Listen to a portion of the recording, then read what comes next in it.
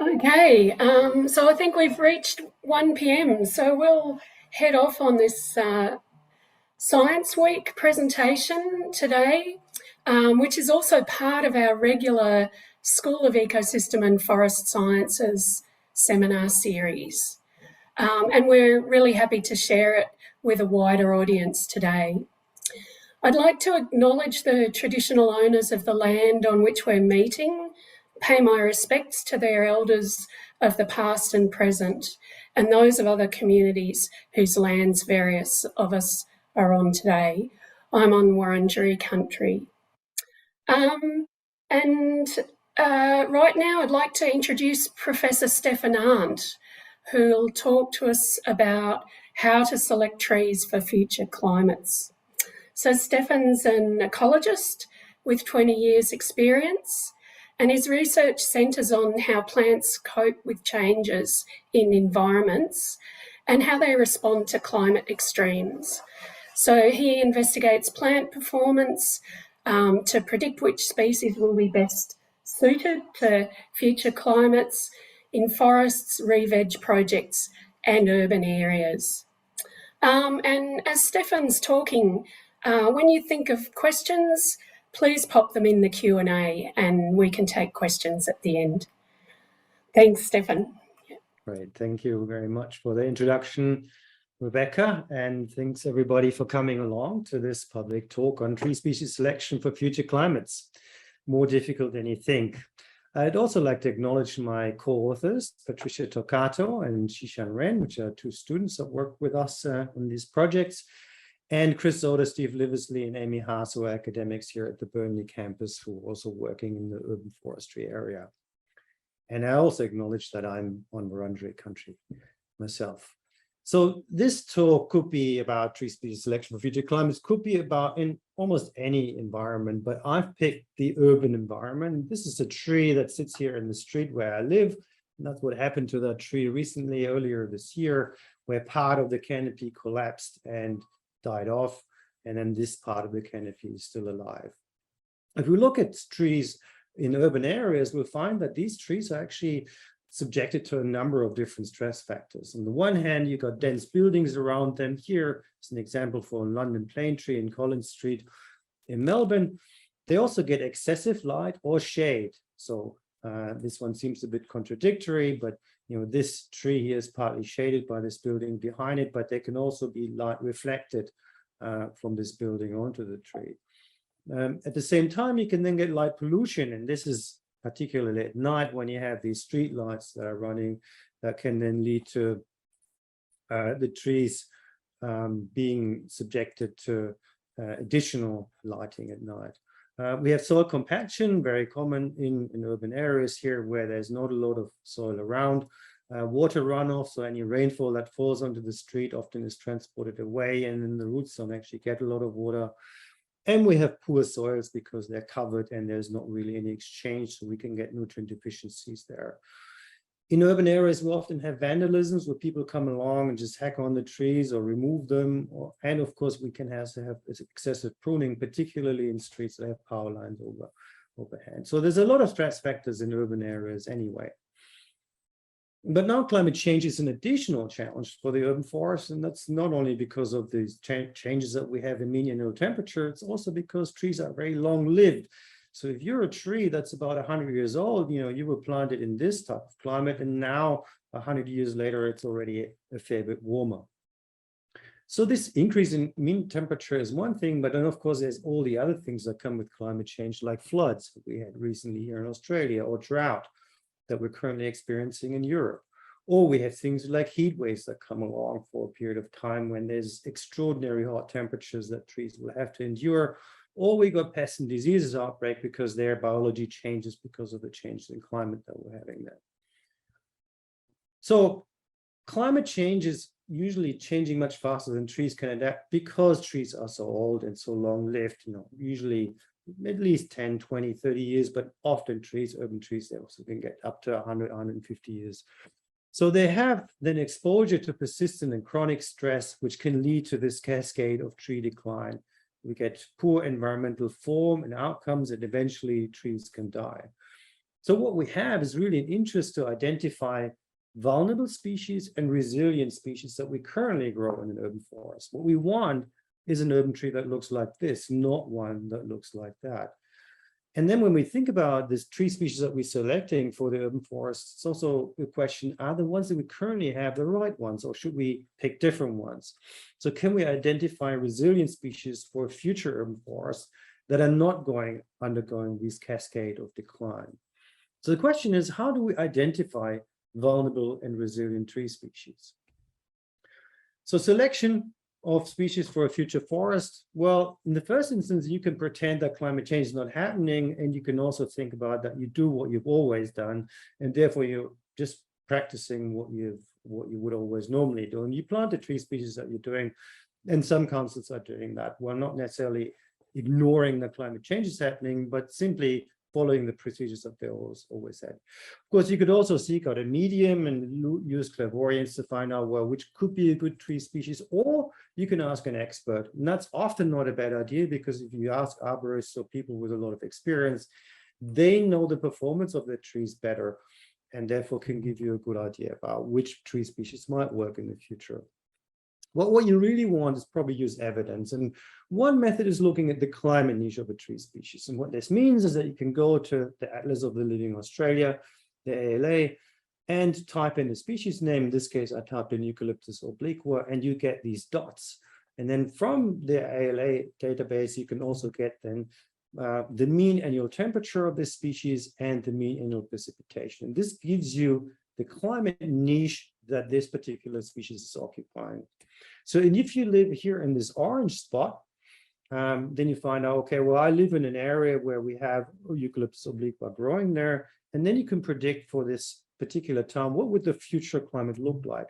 And if the future climate looks like this, so it gets a bit hotter and it gets a bit drier, but it's still within the distribution of this species, then you think, well, that looks pretty good, because our future climate is still within the climate envelope of this species.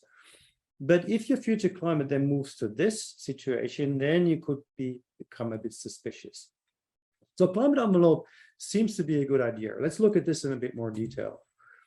So identifying the climate niche of the species is pretty easy, because we've got global databases and really anybody can access them. We've got the GBIF, which is the Global Biodiversity Information Facility. And what you can do is type in the species name, in this case, Jacaranda mimicifolia, and then the GBIF spits you out this map. This is all the locations where Jacaranda mimicifolia will grow. You can also do this, as I said earlier, here at the ALA, Atlas of Living Australia in Australia, if you just want to focus on Australia. Then you can go to another database, and that's the World Climate or Global Climate Data, or WorldClim, and you type in here Bio1, which is the mean annual temperature, and from this you can then get these type of climate envelopes. So in this case, for Jacaranda mimicifolia, we'll get the number of occurrences for certain mean annual temperatures where this species is grown. As you can see, grows everywhere on the planet, in South America, North America, Australia, Africa, and so on. So it's very widely distributed. And from this number of occurrences against mean annual temperature, we get this distribution curve here, and we can find out what are the upper thermal limits. So what's the maximum mean annual temperature this species can grow in? And that's where it's likely to be too hot for that species. Then we have the 90th percentile of distribution, we call this, and that's probably likely too hot. Or we got the medium value here, so this would be just right. Or if it's the coldest area here, it would be 10th percentile of the coldest mean annual temperature, it's likely too cold, and the 2.5th percentile would be too cold there. So this gives us an idea about the temperature tolerances of this particular tree species. Now let's go and do this with Melbourne and look at the mean annual temperature of Melbourne. It used to be about 14.6 degrees. Currently, we're about 16.4, which is where we're here. And under moderate climate changes by 2040, we're likely to be here at 17.2. And under extreme climate futures, we'll be likely almost 20 degrees of mean annual temperature. So if you pop in the current temperature of Melbourne, 16.4, that's where we are at. And so you know that Jacaranda mimicifolia is frequently occurring in Melbourne, so it's a good climate for this species. And if we look typing or putting in the future climate or extreme climate in Melbourne, you'll see this is well within the distribution of the species, and we have really a large safety margin here to the upper thermal limit of where the species can grow. So it looks like that Jacaranda multifolia is a good species to plant in the future because from a mean annual temperature point of view, Melbourne is not getting too hot for it. And so we can pick a number of other species here. This is river red gum and Eucalyptus camaldulensis, one of the most widely distributed eucalypts in Australia. And you can see it's also got a very wide climate distribution. That's again the historical climate for Melbourne. That's the current one, and that's the extreme one. And we can all see this is pretty good. And that's why we can give Eucalyptus camaldulensis or river red gum a green status for current climate, a green one for moderate climate change, and a green one for future climate change. So this is analysis that my colleague Dave Kendall has done as part of research for the City of Melbourne, where they assessed over 300 tree species in Melbourne. And so this looks good, right? Eucalyptus camaldulensis seems to be a good species for future climate. Let's look at another example here. This is Eucalyptus leucoxylum or yellow gum. And here we'll find this is a species that's really distributed in South Australia and Victoria, and a few occurrences here somewhere in WA and up to Queensland, but really the bulk of it is very restricted geographical range and also a fairly restricted climate. And now we're putting on Melbourne's climate on top of the distribution here for yellow gum. You'll find that, well, historically this was fine, but currently it's almost too warm for the distribution where yellow gum is. And under extreme climate change, this looks really dire. So in the analysis, this would come out as, well, green at the moment because, you know, we're just on the edge of where it's comfortable for this species. But under future climate change, we're getting into an amber situation, so probably not all that good, and red where the climate might not be suitable for this species here. And so when Dave looked at all 375 species that are currently growing in the City of Melbourne, so City of Melbourne is this area here, so it's not just the Hoddle grid that we have there, but the surrounding suburbs as well. 375 species growing in the City of Melbourne, and at the moment, this analysis, this climatic envelope analysis, indicated that about 20% would be vulnerable to changes in temperatures at the moment. But if we're going to moderate climate change, this number increases to about 35%. And under extreme climate change, it means that the bulk of the species that are currently growing in the City of Melbourne would be somewhat or very vulnerable to climate change. And so this, of course, raised then concerns. And so this type of climate analysis is becoming reasonably popular. There's scientific papers on this, like this one from my colleague Emmanuel Esperon Rodriguez, or this one by Hugh Purley here, looking at declines in urban habitat. We're also having this type of analysis included into urban forest strategies, like these ones here from Moreland City Council, or this evaluation of street trees here by the Castlemaine Institute for Mallee Regions in Victoria, or the Carlton Gardens Master Plan also used this type of analysis for tree species selections. And this type of analysis, because it's used, also has consequences. And here's one example from the City of Moreland Urban Forest Strategy. So they picked on Eucalyptus leucoxylum, and we'll come back to the poor yellow gum a number of times throughout this lecture here. And they indicated that the likely impact of climate change would be high because the species would have a very low drought tolerance and a very low tolerance to higher temperatures because of this restricted range. And as a consequence, this led to Eucalyptus leucoxylum not being sold by a lot of growers, tree growers that are growing trees for councils there. So this is Hamish Mitchell. And when we talked to him a few years ago, he said, well, we are really not selling Eucalyptus leucoxylum anymore because the analysis that we've done, that has been done with the climate envelopes, indicate that it's so vulnerable, people are not buying it anymore. It's also a consequence in terms of really applying this type of climate analysis here in the Carlton Gardens Master Plan. So the Carlton Gardens are north of the Melbourne Museum here between Nicholson Street and Rathon Street. And there's this alley here of white poplar, and they wrote in there, the avenues are planted with Populus alba, white poplar, which has been assessed as having an amber rating for vulnerability in a moderate climate change scenario and a red rating for vulnerability in a more extreme climate change scenario. An alternative replacement tree should be considered. And what they're recommending is that in their decision matrix here, that species that only have a green rating for future climate change scenarios should be selected. So what the City of Melbourne in this climate master plan is saying is that any tree that's been classed either orange or red in future climate change should be replaced, or at least they made the case here to replace the white poplar, which is, arguably maybe not the best species to be planted there, but that any species that should replace it should have a green rating for future climate change scenarios. So let's look at this in a bit more, take a step back and say, well, what are the advantages and limitations probably that we're getting from this climate niche analysis? So one of the big advantages is it's easy to do, right? We've just seen this, and anybody of you guys can do this when you have access to the GBIF. So it's easy to predict the climate suitability of a plant species. It tells us where a plant currently grows. Well, that's what the data is, as people run around, they measure where trees are and they put them in the databases, so we know where they're growing. So it's a good tool for identifying species that have large climate ranges. That's what it really does very well. But does it really tell us where a plant cannot grow? Well, no, it doesn't do that. It just tells us where it can grow, but it gives us no information where a plant cannot grow. Does this tell us if a plant is drought tolerant?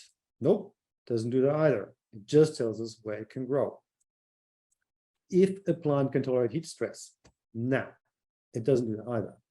So now your question is, why is that? Why does this climate niche analysis not tell us all of this?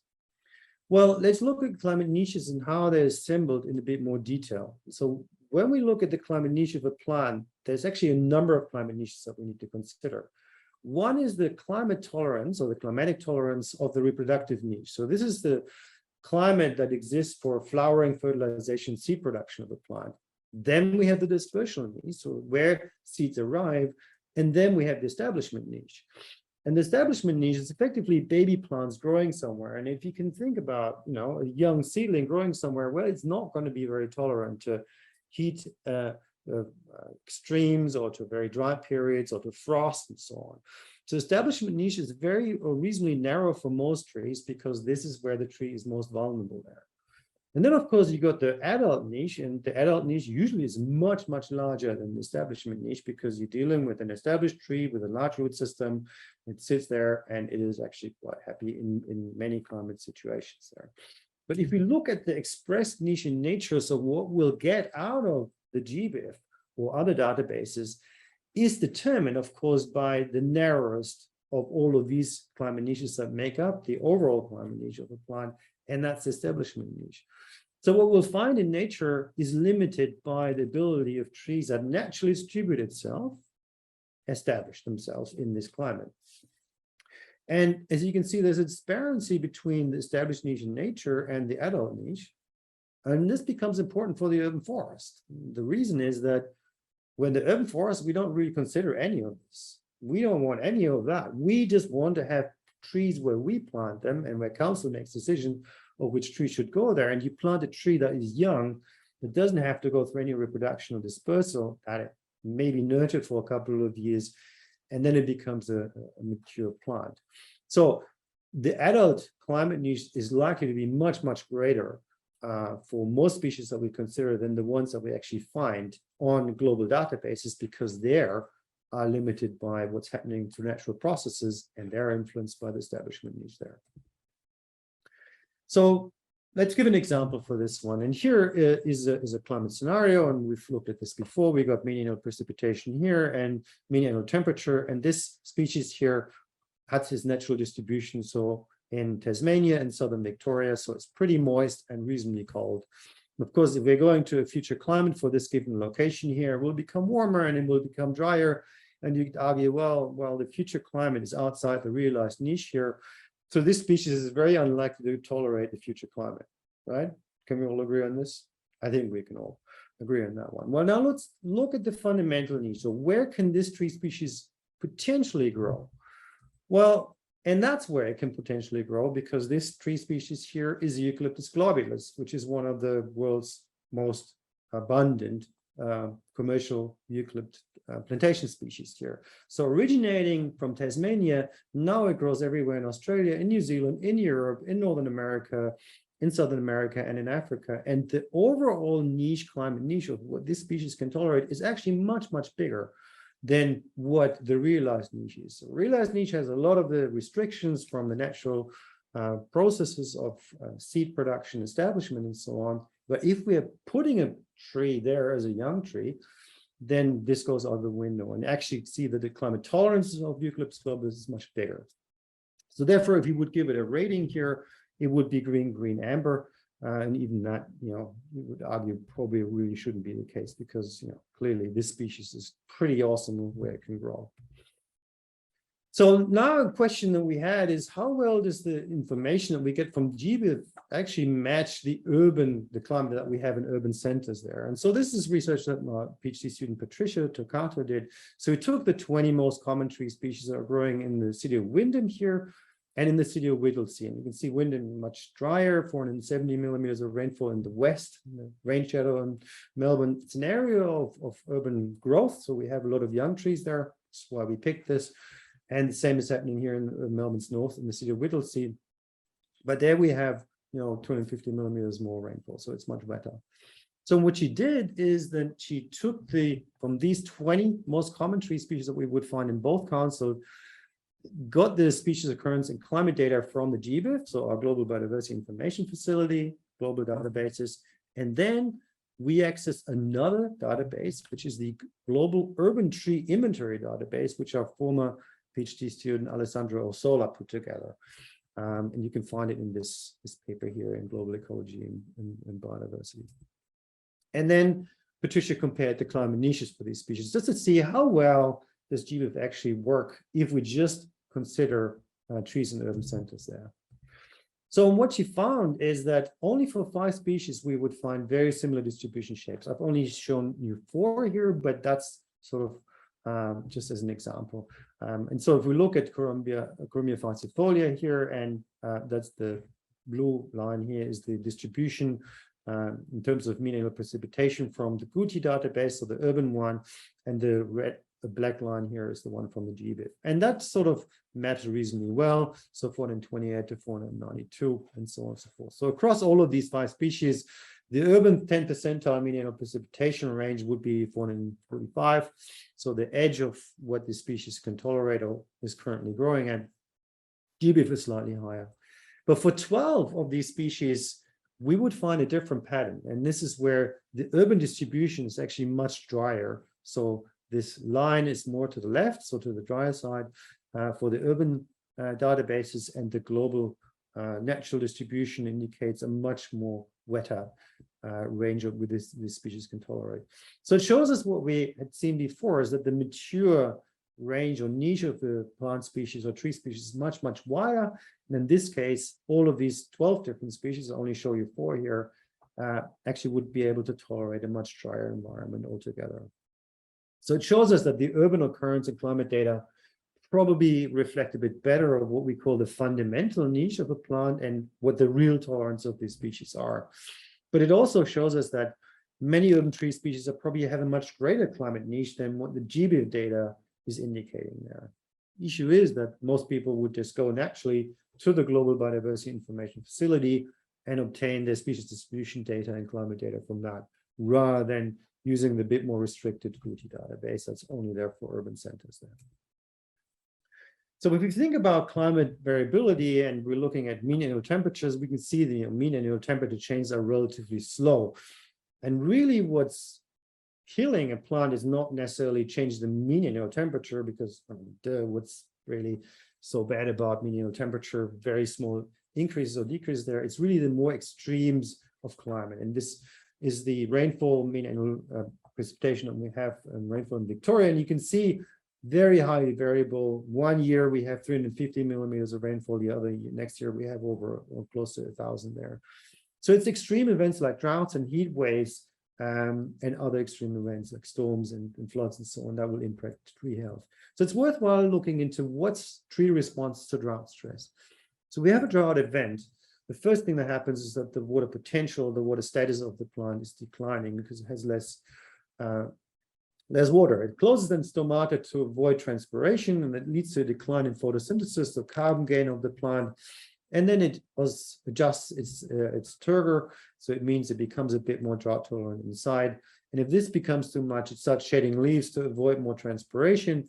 And then xylem embolisms happen, which means there's air bubbles forming inside the tree, water conducting tissues, and they block water transport. And this is really what's killing the trees, leading to irreversible tissue damage. And here on the right-hand side, I've written functional trait. And so what does that mean is what means this is things that we can actually measure. So water potential, or the water status of a tree, we can measure with a specific instrument. It's called a pressure chamber. And so we can measure the predolomitic water potential. Somal closure, we can measure with another instrument where we measure somal conductance. Photosynthesis, we can measure. And the turgor loss points of the water potential at which plants are going a bit flaccid, we can also measure that and determine this. Shedding of leaves, we can measure the branch leaf area or leaf area per branch that we have for plants. And this one is an important one.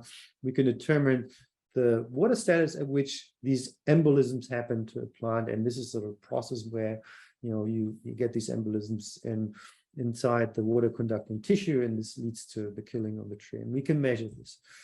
And so once we have these functional traits, we can see, well, how well does, for example, these key traits over here in red, how do they relate to the aridity of the environment? And is there any relationships there? And so if you do this, like my colleague Chris Blackman did in this paper, he assessed the xylem vulnerability or the embolism, the likelihood of embolisms occurring inside a tree against the mean annual precipitation of where these species occurred. 92 were these species in Australia, mostly broadleaf evergreen species here. And what it means, if it's a lower number, it means it's less vulnerable to these embolisms. And if it's a higher number, it's more likely to embolize. And you can see there's a reasonably good relationship. If you log transform this, it's actually pretty good. So if it's moisture, you're more likely to develop these embolisms. And if it's drier, you're less likely to do this. We studied this in 18 different eucalyptus species now for turgor loss point, also across mean annual aridity index, so meaning drier climate, wetter climate there. And it's the same story here. It's, measurements for spring and measurements for autumn. So slight differences there. Plants become a bit more tolerant in autumn than they are in spring. But you can see that if you're in a dry environment, by and large, you have a lower turgor loss point, so you can tolerate more water loss before it becomes problematic for the plants. So in this instance, this really worked quite well, that the xylem vulnerability and turgor loss point for many species in Australia actually correlated with the aridity of the environment. So if you're growing in a dry environment and with lower annual rainfall, you're also more drought tolerant there. But this doesn't always hold, and this is sort of a global analysis of the variability of xylem vulnerability here in tropical and seasonal forest and savannas, and tropical deciduous forest, and woodlands and shrublands, and in deserts and so on. And here's all the variation of the stem vulnerability in these ecosystems. And you can see here, even in tropical and seasonal forests there in savannas, we have trees that are very, very vulnerable to vulnerability, and they're sort of pop their xylem vessels very easily, and some that are very tolerant there. And the same is true for almost any of the ecosystems, a huge variability of these values. The dashed lines here is the mean values. And you can see if you are getting drier from temperate grasslands and deserts and shrublands and sort of, you become more tolerant on average, but there's a huge variability in there. And this becomes important for the next step. So one thing that we thought is maybe we can use these traits, let's say turgor loss point, to have predictions about what are drought tolerant tree species, and then we can pick them for urban areas. And this should ideally then also be related to the climate in which these tree species grow. So what we did is we selected 43 different tree species with different climate envelopes, different leaf phenology, wood anatomy, and they're usually common in the urban forest in the city of Melbourne. And then we compared that with turgor loss point. So what did the turgor loss point look like? Yeah, nothing, right? So nice relationships that we've seen in the graph before, not here. So we look all these 43 different tree species, no relationship with turgor loss point and mean annual temperature. Well, maybe there shouldn't be, but also none with mean annual precipitation. You would expect usually that the drier trees really would be more tolerant. So I have a lower value here, and the ones from wetter environments would be less tolerant, and this would be a relationship like that. Didn't look like this, and the same is for an aridity index there as well. So really, these critical stress tolerant traits of where we know this is a trait that stands for the tolerance of a plant species is not really related to these climatic parameters of the trees. So where they come from, where they grow, what their mean annual temperature is, what their mean annual precipitation is. And so this means that the climate is not really a good predictor of the tolerance of these tree species, because we know that these tree species are more tolerant. It's just that, these ones are equally as, well, these ones are equally as tolerant, but they're just from a much better climate. So this is a question, why is that? Why is there not this relationship? When it comes down to the drought resistant strategies that plants are employing, and they're not all equal. We just think, well, drought tolerant, it's drought tolerant. Well, actually it isn't, because you've got multiple things. You got a strategy that simply escapes drought. So these are plants that never actually experience any drought. We have trees that are also avoiding drought, so they're also never really getting into trouble with drought. And then you have trees that can plants that can tolerate drought stress to some degree. Escape is a strategy that's often employed by geophytes or desert annuals. So these trees or plant species only really occur when the conditions are right. Annuals, flowers are like that. They just pop up out of a seed or out of a bulb, and then they're there for a few weeks and then they go away again. And then in the avoidance strategy, you have water spenders. So this is trees like this Populus euphratica that are photographed in the Taklamakan Desert in China, 50 millimeters of rainfall, and you got this wonderful tree growing there. Why? Because it's got deep roots that are accessing groundwater, and therefore it has a constant supply of water, and it can spend water like there's no tomorrow. And then you have water savers, also avoiders, which are really good at keeping water in. They may have storage organs for moisture in there, or they have very small leaves, or they're just very good at keeping water. So they never really experience a lot of drought stress. And then you got your tolerators, which are many eucalypts that are really able to sort of slowly, go through a stress cycle and actually tolerate lower water potentials there. And there, you've seen this in the eucalypts, this works really well. If you are from a more arid environment, you also have more drought tolerant traits, and you are actually more tolerant. But because the urban sphere is made up out of all of these, you cannot apply what works for eucalypts to generally all the species that we grow in the urban forest. And this is why the traits in the climate really doesn't work, because you can have a plant species here, like this Phorantophyte, Populus euphratica, grows in the middle of a desert, would be one of the driest places on earth that you can experience. It is not drought tolerant at all. If you try to drought stress this thing, it will die eventually. So what we'll see is trees have evolved multiple strategies to adjust to dry and hot conditions. And here's an example for this. Platanus Cerefolia, we've seen this in Collins Street in one of the first pictures here. Here is it's in its full glory here in Vauxhall Street in Northcote in Melbourne. It's a Google Street View image from January 1990. So nice full canopy, and the same thing in February 2014. And you can see half the leaves are gone. Why? Well, it was a hotter summer. Platanus Cerefolia is not a very drought resistant plant species, so it drops its leaves to protect itself against its embolisms, and it's a drought avoidance strategy. So it's not a tolerator, it's an avoider, and a consequence is leaf area adjustment. Let's come back to some of the eucalypts here, and let's go back to Eucalyptus camaldulensis, so a river red gum, which is the sort of wonderful species that is climate tolerant, and the Leucoxylum, the poor yellow gum, which has got this red flag and not very climate tolerant here. And this is a study from almost 20 years ago now, from White et al. And Tree Physiology that measured the water status here of these different eucalypts. And Eucalyptus camaldulensis, so the river red gum is the triangles here at the top. And you can see this line never really goes lower than -1. It's the predom water potential. So it means that the river red gum always has a very good water status and is very well watered. So what we'll find is that there's not really any sign of drought stress, because it would mean that the water potential drops in the summer months here, and it doesn't. And it's turgor loss point, so its indication of drought tolerance also not very negative. And if we're comparing this with the yellow gum or Eucalyptus Leucoxylum, we'll find that in winter it's very well watered, and then in summer it gets stressed and it comes back and it gets stressed again. But its turgor loss point is much lower. So we have seasonal drought stress here in the Eucalyptus Leucoxylum. But we also have a very low trigger loss point. It never really gets there. So it has a reasonably high safety margin. So it means that this is a highly drought tolerant species.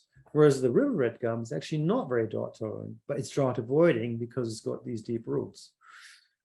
So we find two very different strategies for these tree species that we had earlier labeled as this one as a very climate resilient species and this one as a climate vulnerable species. But the water relations data that we just seen tells a completely different story. So the climate niche totally does not indicate the drought resistant strategy here. That's the rating that we got for Eucalyptus camaldulensis, but it is a deep-rooted tree that really occurs along rivers in Australia, and it is not very drought tolerant. It's a drought avoider, and it needs deep moisture to keep transpiring. So if we would plant them in a hot and dry environment, it probably wouldn't survive very long because it's not very drought tolerant. And the Eucalyptus leucoxylum is the complete opposite. It's a woodland species, it's shallow-rooted woodlands, but it's a very drought tolerant. It can survive longer periods of drought. So therefore, it's actually perfectly adapted to hot and dry conditions without deep soil moisture. And the reason it got this bad climate rating here is that naturally there are limits to where it can grow, and it will not grow into the hotter and dry environments because of natural processes. But if you would plant it there, it probably would do very well in a hotter and dry environment. The climate niche analysis can have negative outcomes there. So what can we do now that we see that climate niche analysis really is problematic? What we want to do is probably identify tree species that grow consistently in different climates and really use information on tree performance in urban areas. The problem is that this information doesn't easily exist.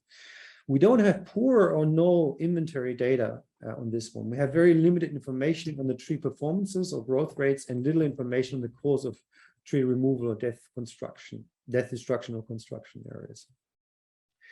So we thought, well, can we measure tree growth? And this is pictures from Burnley campus here, where I usually work, from Google Street View again in May 2013, December 2018, and December 2021. And you can see the same tree here actually grew quite well, planted in 2010. And so the question is, can we really measure the tree growth? Well, from this street view, we couldn't, but if we have a view from above, we can actually do this. So it's this tool called Nearmap, and they're taking regular images every few months in Melbourne. And here's the same tree that we can see there. So in 2010, it was very tiny. And then over the years, it grew. And now, February 2020, it has a leaf area or crown area of about 80 square meters. So you can use this information of actually trying to identify how trees are growing by using aerial photography. And that's what students Xishan Ren and Patricia Tocato did in the city of Moreland. And we asked the question, does the fact that we have very dense cities here in Brunswick, for example, where there's no green verges and trees are just growing in sidewalk, does this influence really the growth of the trees? And compare this with Faulkner up here, where we have these wonderful green spaces and verges and much more open areas there. So we did this. Looking at the tree canopy growth here in 2009, that was what the canopy would look like, and then compared that to the canopy growth here in 2020. And we could calculate the difference and look at tree growth here in Brunswick, in Coburg, and then in these 4 different areas here in the city of Moreland, or Marybeck, or how we would call it in the near future. We looked at 3 different species, Eucalyptus Leucoxylum, so a poor old yellow gum again, then Melaleuca linearifolia, and Lophostamen convertus. And this one was not really very climate vulnerable, and this one wasn't climate vulnerable at all. So do they actually differ in their growth? Well, here's the raw data, or the overall data for the growth, canopy growth here for this size class, but it was effectively similar for all the size classes there. So we have a pretty big distribution because we have all sorts of different age trees in the city of Moreland there. But if you just look at the overall averages there, the median or mean and median values, there's actually no growth difference between these 3 different species. So they grew pretty much equal in terms of the actual growth performance for these 10 years. And if we then look at the urban form and density, and we have here, this is Brunswick, and this will be Faulkner there. And again, it's a bit more complicated to look at because there's lots of colors and data in there. But if we just focus here on the mean data, again, 21, 20, 20, 21, 19, same thing. This is for Eucalyptus leucoxylum, same thing for Melaleuca linearifolia. So 16, 17, 18, 17. So really not a big influence of the urban form on the tree canopy growth of these three species, and the three species all grew pretty equal there. So this tells us that these three species are not very vulnerable to the urban form density, that the denser city in the inner cities or suburbs of Melbourne are not really causing more stress for the trees. They grow equally as well in the south as they grow in the north. That's much more open. So the next thing and the last thing that we did is looking into the tree growth along environmental gradients. I mentioned this before. Again, this is Patricia Toccato's work, that we had these new developments in the city of Wyndham where we have, a lot of houses being built there in the last 10 years, and the same thing is true in the north. So we have this environmental gradient of about 250 millimeter rainfall differences. So what Patricia did, used publicly available data to determine tree crown growth between 2014 and 18, and then determine the tree crown size at age 10. So when the trees were actually 10 years old. So you can do this in these newer suburbs because then you find trees at age 10. So when we did this, we found a number of different classes here. And the first class is this one where we have this is the tree crown area here at 10 years, and the blue ones are in the high rainfall area in Whittlesea, and the orange bars are the tree crown size in the low rainfall area in Wyndham. But really, these are relatively large crowns in both areas and not a great deal of reduction in the dry area. So it shows us these are well-performing trees that are not very climate vulnerable. Corymbus aetuptora, Eucalyptus meliodora, Eucalyptus scoparia, and so on. Then with the second class, which actually had bigger growth in the more higher rainfall area there, but showed some vulnerability when it grew in the lower rainfall area. So we got a large crown when the conditions are right, but we have a greater reduction when the conditions are not that right. Still a fair bit of growth here in the dry area, though. And then we have this third class here where you have a small crown, but also a small reduction. So these trees just don't grow very much. And look at this one, Eucalyptus Leucoxylum. There it is again. In this case, really doing very well in both Wyndham and in Whittlesea, but really not much of a difference. So these are steady as you go trees that are probably performing and are possibly backed by their biology rather than anything else. And then you got these fourth class here where you have a small crown, but also a larger reduction there. So this is not too much growth to go to start off with, but then there's also reduction. So if you do this type of analysis, and I mean, it's just the starting point for us, you get more information about tree performance, growth performance in actual different areas. And you can make decisions based on this. So this is real life performance, crown growth of these trees over a period of time, 10 years. And we'll find species that are very resistant and resilient to climate changes or climate conditions there because they grow very well everywhere. Trees that are really good in wetter climates, maybe not that great here in the drier climates, but still high performing tree species that are steady as you go. They're going to work probably. They're just not going to be influenced by climate much. It's not growing very, very well or very, very big. And these ones are ones where we probably want to have another look at it and saying, well, they're not growing so well and they're being climate vulnerable. This could be an issue. So this is something I think we want to do more of, and where we need more data. It's a way forward of making decisions about which trees do we want to select, because we actually have real research data. We have real tree performance data in real councils, real street trees. And it's a lot of work. Should ask Patricia about this, but I think it's a way forward. So what are the conclusions? Climate niche analysis should not be used solely for urban tree species selection. I hope I've convinced you that, and if there anybody from councils here, please be careful how you use your climate niche analysis there. It's a poor tool to identify vulnerable species, and that's because of this difference that we have between the realized and the fundamental niche. The realized niche is not really a good indicator of what a tree can really perform and where it can perform. It's a poor tool to predict the climate tolerances of the species because it's not related. The climate is not necessarily related to how drought tolerant or heat tolerant the species really is. There's multiple ways our trees can deal with these things.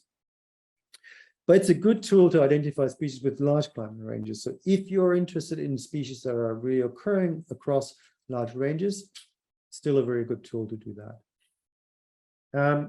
It's better probably to do this with urban distribution. So the GUDI database that Alessandro Sola put together probably gives you a better reflection of what the climate tolerances of these urban tree species are, because you've only used urban centers and the tree species were planted there, not necessarily naturally distributed.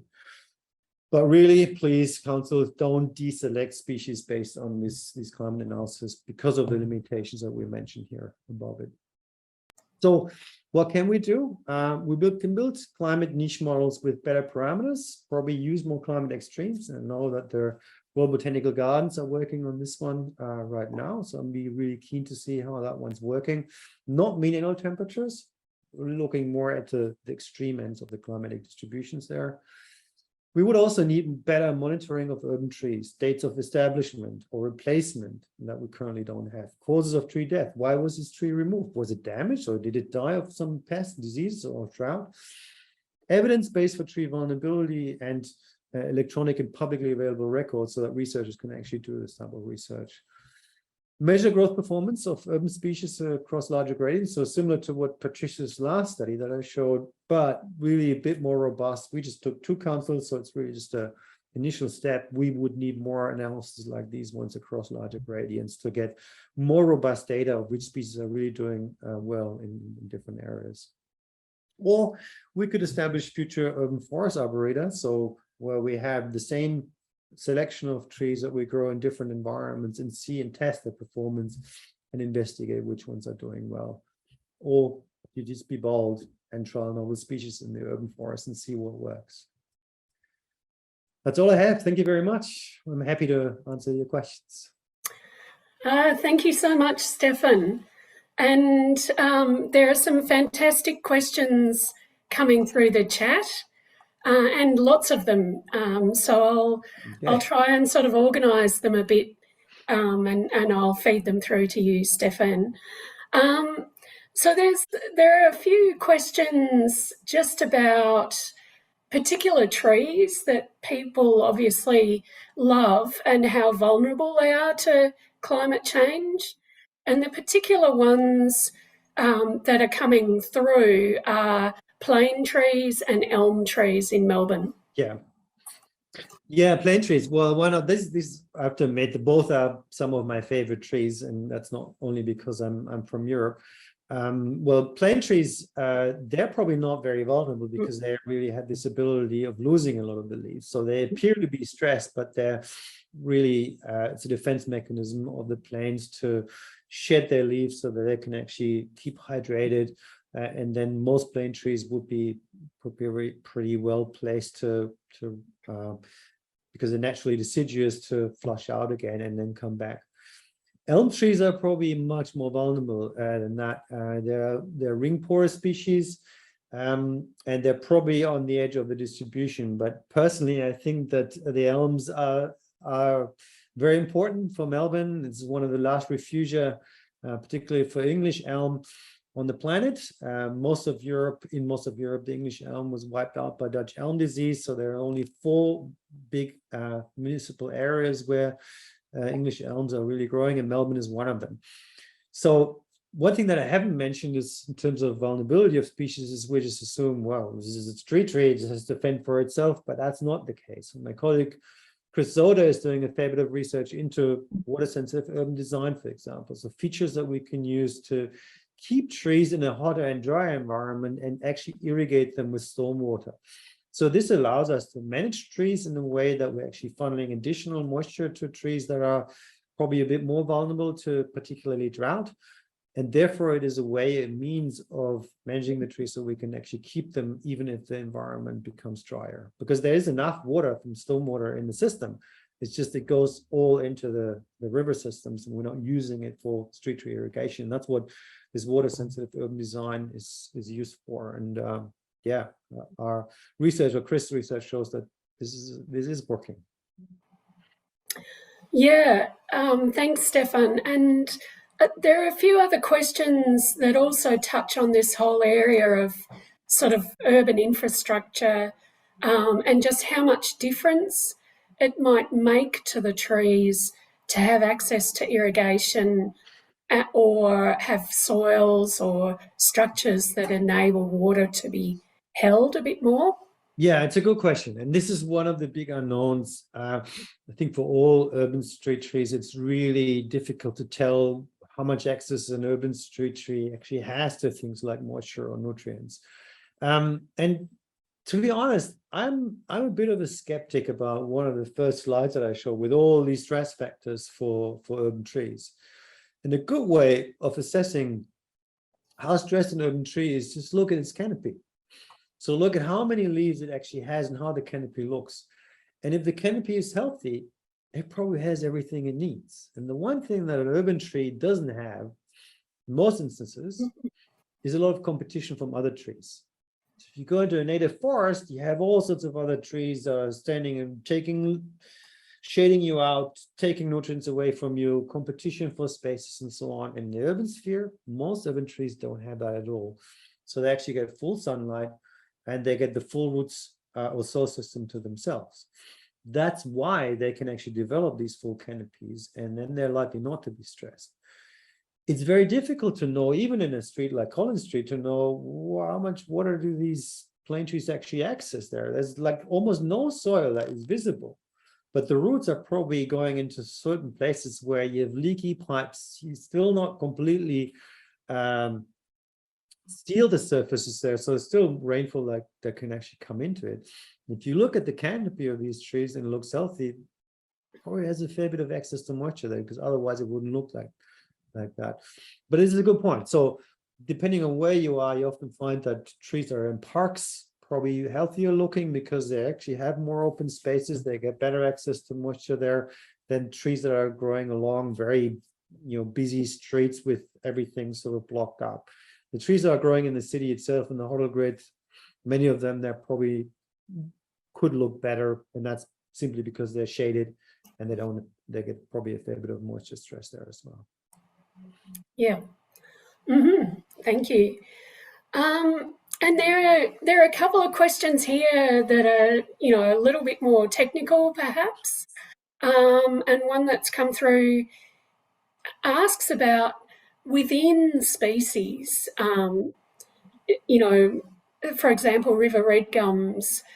Can there actually be differences, I guess, between provenances within the species, especially one like red gums that has such a wide distribution?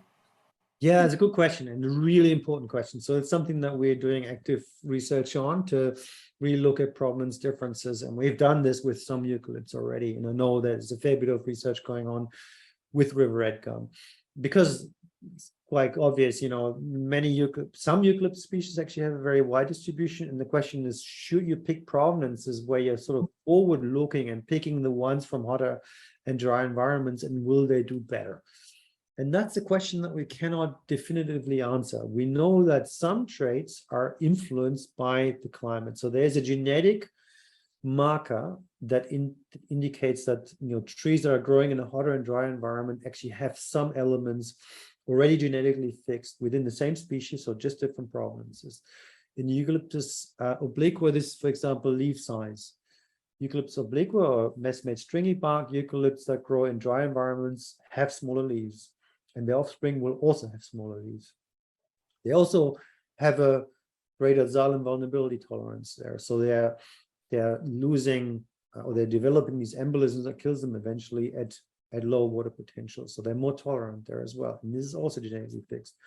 But then there's other things like leaf area and leaf area adjustments that are not, because they're driven by the environment. So it's a bit more complicated question of what is really tolerant and what isn't.